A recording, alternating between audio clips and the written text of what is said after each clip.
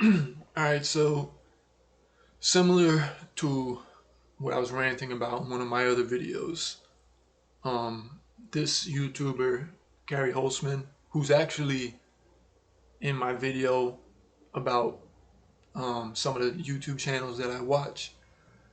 So I also mentioned in that video that this guy says a lot of stuff that I disagree with.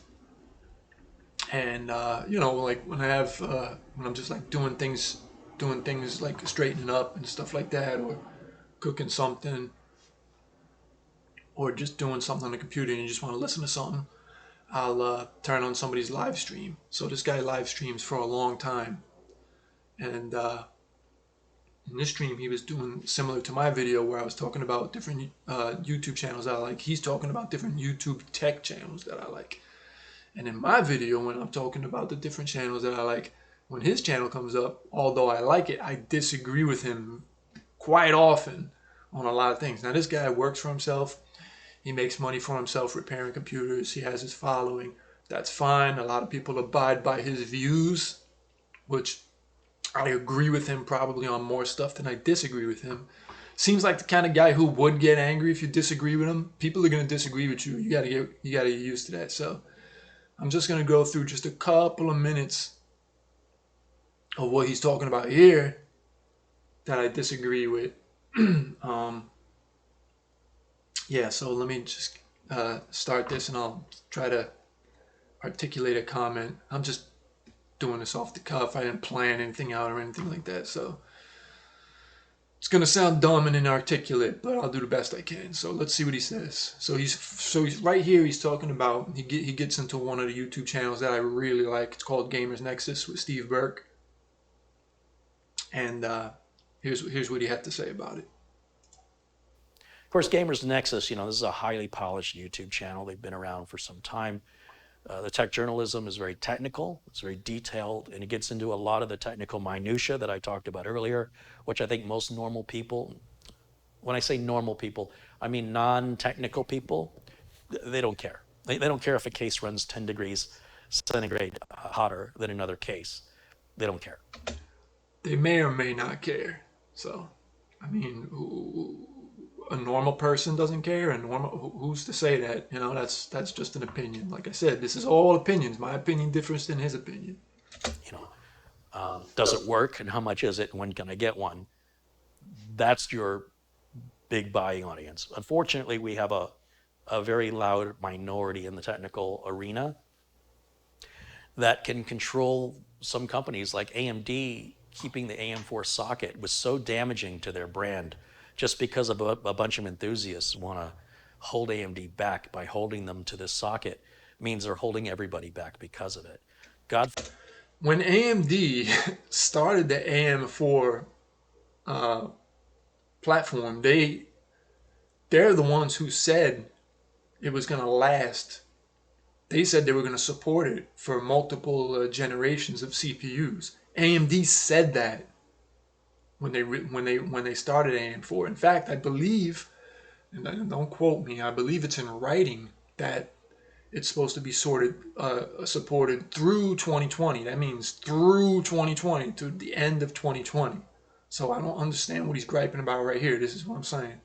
Forbid you have to buy a new motherboard when you replace your processor.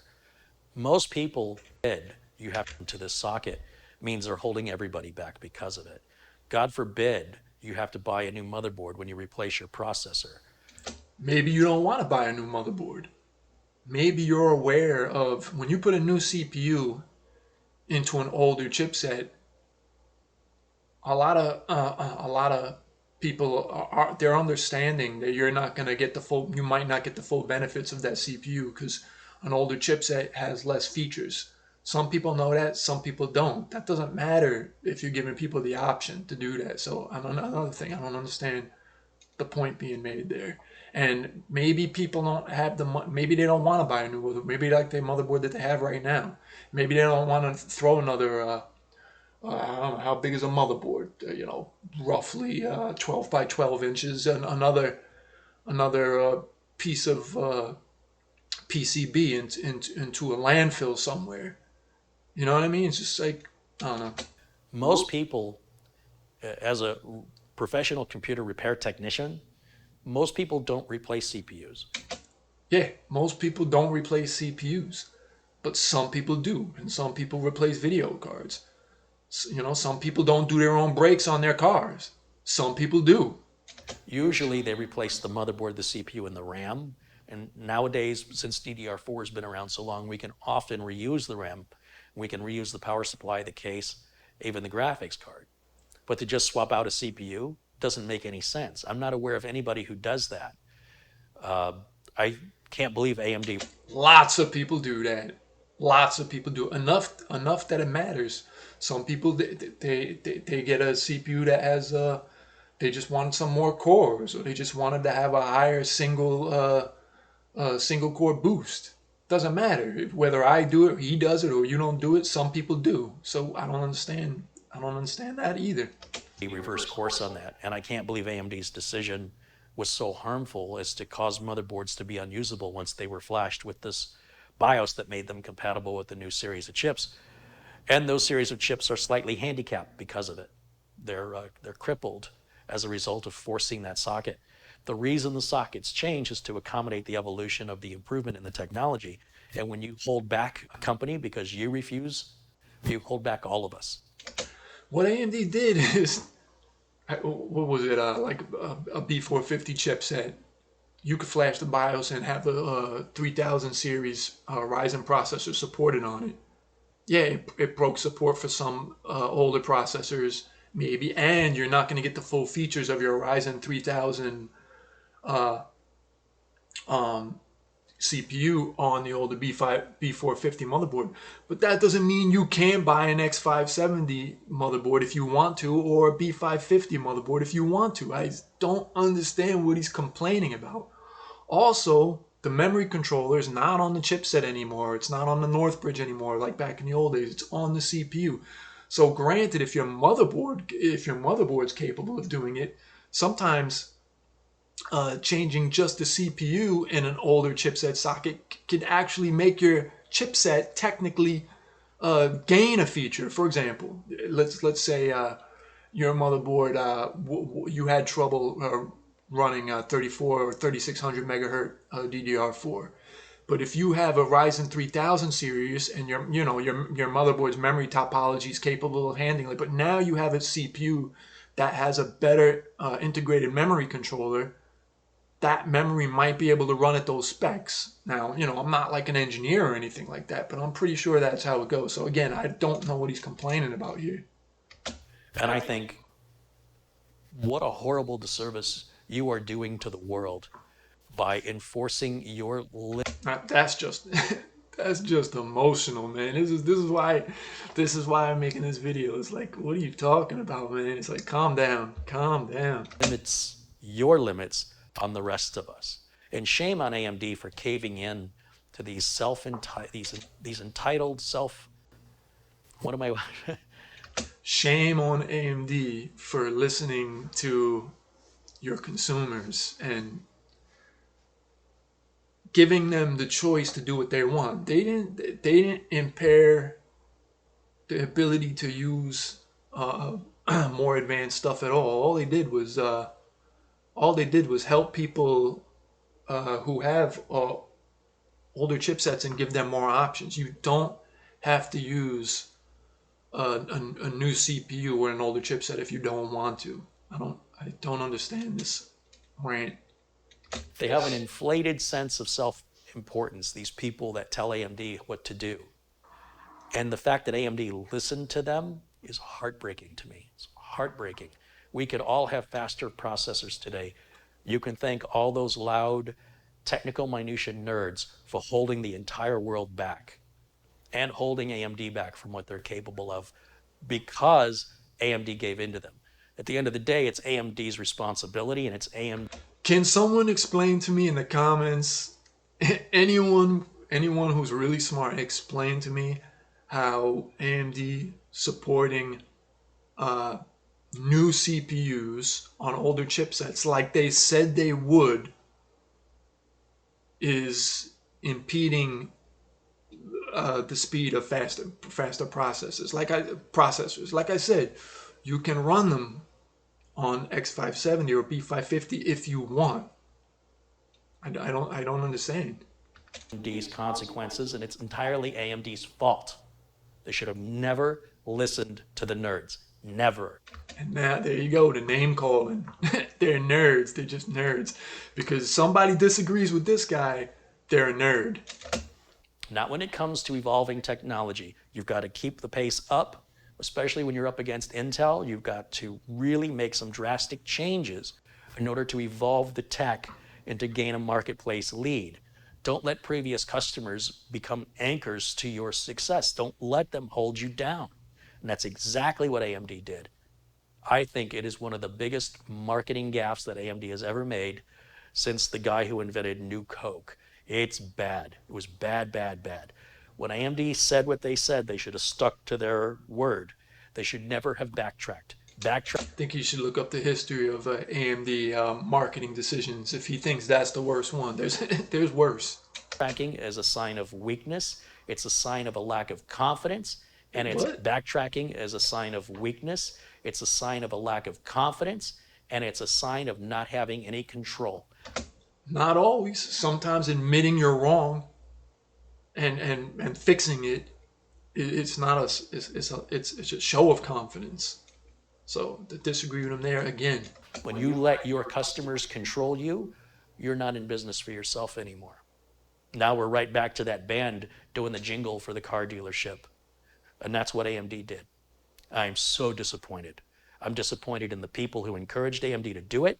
And more importantly, I'm So emotional. completely discouraged by AMD's reversal because of the sheer volume that these minority of nerds raised through loud More name voices. calling. Unbelievable. I promise you, Intel Corporation, just Intel or Ford Motor Company, buys more computers in 1 year than all these nerds added up. More name The ones calling. that complained. It's a tiny little number of people that complained compared to the hundreds of millions of computers that are sold each and every year. So why did they get listened to? Why did people get listened to? What's wrong with being listened to? I don't understand. It's manipulation and psychology to the extent AMD was psychologically Orwellian manipulated. fears. If we were to look at this from a 1980s perspective, and you said this is what people will be able to do to guide or to manipulate companies without having to leave the seat in their own home, they can just do this and cause an entire corporation to change its direction. Now, when that's being done for societal reasons, that's a different scenario. When we talk about equality and we talk about the ecology, environmental concerns, price gouging, anything like that, that's one thing. It's another thing entirely to enforce your own personal limitations. Your own limits, you're enforcing those on other people. I think that's pretty messed up. Can somebody explain to me the limits that are being enforced? What's the limit? You could buy a 3000 series Ryzen chip and you could put it on any chipset you want. You're determining the limits of your CPU. If you put it on B450, all right. You don't have PCI Express 4.0. That's fine. That's a limit you imposed on yourself. Or you can't you're not going to be able to because the older chipsets usually have a dressed down VRM compared to the newer things. Maybe you're not going to be able to run as many cores or as powerful CPU. I understand that the newer chipsets are going to run better with the newer CPUs. Of course, everyone knows that, but I don't understand how it hurts people who know what they want, know what they need, how they have options now. I don't understand how that hurts. He doesn't explain how that hurts anything. But at the end of the day, AMD is the one that will either suffer the consequences or reap the rewards of that decision. I just can't believe it. I can't believe a company that big was so easily manipulated by some tiny little group of loud people. Weird. But again, this happens to YouTube tech. So yeah, all I see is AMD's. What are their stock prices? I don't know too much about all the financial stuff. This guy probably knows about that stuff better than me. But all I see is like AMD's value going up and up and up and up with these bad decisions. So I don't know. This is just me nerding out. Like I was like listening to this, and I was just like, what is he talking about? Like so many times, like I still like his channel and stuff just because he's talking tech, and that's like what I'm interested in, technology. And he has plenty of good things to say, but man, it's just like it doesn't hurt anybody. It doesn't hurt him. It doesn't hurt anybody for me to disagree with him and point it out what I disagree with. Somebody might disagree with me. Somebody might disagree with him. Big deal. I just like that like 5 minute rant that he went on right there with AMD's.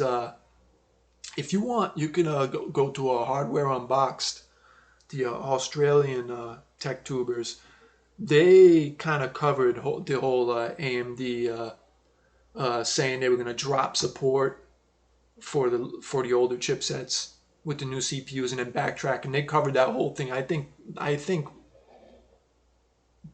they kind of more agree with my take on it, but I don't want to put words in anybody's mouth and stuff. But anyway, yeah, this guy's not a bad YouTuber. He's not a bad guy. I just disagree with him a lot, and there's nothing wrong with that.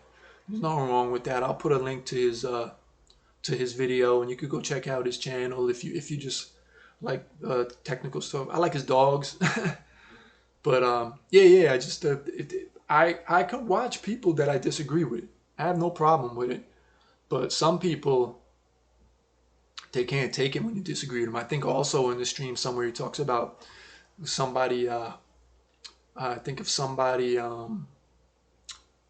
What's the word he used? If somebody disagreed with him or said something that he didn't like or something, he instantly bans them or something like that. I mean, if they're vulgar and stuff like that, I could see that and stuff. But man, you gotta get a thicker skin, man. I mean, you get people. It's no big deal. It's like I disagree with somebody and somebody disagrees with me. Who cares, man? It's like people get so worked up. I'm not saying that he is, but I could be wrong, but he seems like the type of person that would get all worked up. Like this guy disagrees with me. This guy's a nobody. He's nothing. He's a nerd. You know what I mean? But yeah, like in the beginning of the clip, like the beginning of the video, in the beginning of like some of the statements that I was showing here, that I was commenting on, he says, nobody cares if this case runs 10 degrees hotter or 10 degrees cooler. Does it work? Yeah, maybe some people don't want to know, but some people like me I'm like bent on having a quiet computer. The difference between 10 Celsius determines sometimes if a fan starts spinning or not. I want quiet, and temperature correlates to desktop PC noise in a big way. So it does matter to some people. Now he's saying that that's a minority of nerds. That's fine. That's his opinion.